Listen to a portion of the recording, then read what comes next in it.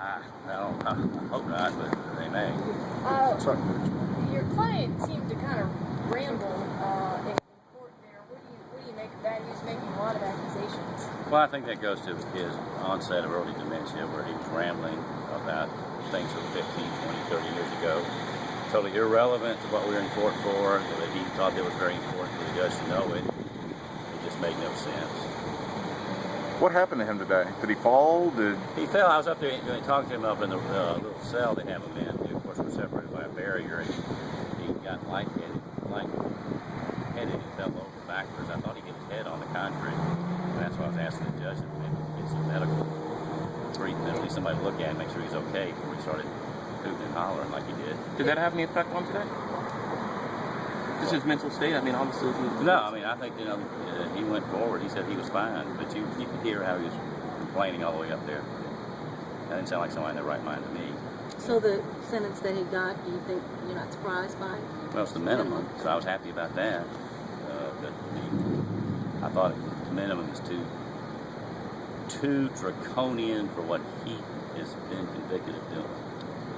I don't think, 10 years for a 70-year-old, we're getting on a sex-related Craigslist and going over to talk to somebody. When you're trying to talk them into finding Jesus, talk them into having sex, still 10 years is just too long. Do you think he's going to die in prison? I mean, it's going to be rough on him. He's in pretty bad health. He doesn't think he's going to make it, but... Is there any chance of an appeal? Yeah, he'll definitely appeal. You gonna handle that? No, I won't. I'll get some lawyer that knows more about appeals. What was his family's reaction? I assume you've been up there chatting with him? Yeah, well, they're not happy with the whole thing. They realize he has some problems. But they don't think he was treated fairly at the trial because we couldn't get into his mental capabilities as much as we'd like to. Would that be a ground for appeal? Yeah, I think that's going to be a big ground for the appeal. Was it surprising to you that he again today was still in court talking about how he's impotent? Well, I don't know. You're a female. What do you think?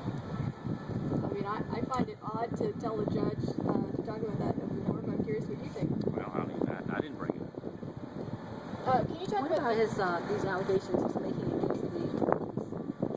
Certainly the police say they beat him up. Yeah, I heard that. Is that something you investigated when you were putting his defense together? Yeah, but I didn't think it had anything to do with our defense. Did you find that it might have any merit, the accusation? He said it happened. His family believes it happened. I don't have any extrinsic proof that it happened. Can you talk about what else the judge imposed on him in terms of the sentence? I just heard the 10 years, but it seemed like there were some... Well, he's going to have a supervised release when he gets out for 5 years. And everybody does. And they'll have some sex offender requirements based on that. So that's just all by law. That's what she was trying to explain. Whether she agreed with it or not, it still had to be imposed. So... Okay. And for federal prison, you have to serve a certain percentage of... Yeah, you serve about 85% of your time. At a minimum. So at a minimum, you will be in federal prison for 8.5 years. And that's at the school. Yes.